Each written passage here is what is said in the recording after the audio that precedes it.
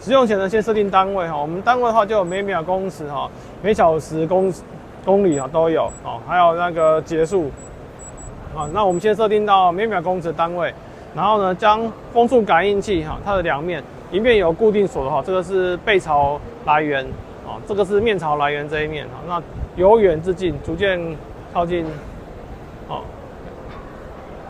那我们就可以算出来说，它的现在的这一个出风口的风速是多少？现在大概是3.5每秒公尺左右，这个量出来。好，那如果为求精准的话，你可以多点取样哈，算一个平均值，这样就好了。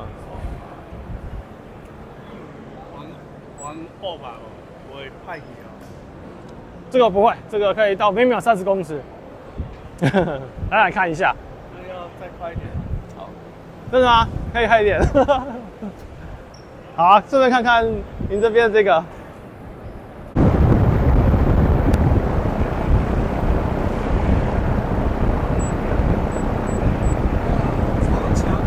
每秒10公尺以上了。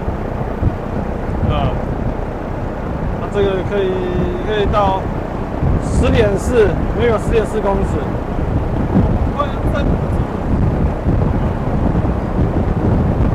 这个10.5哦。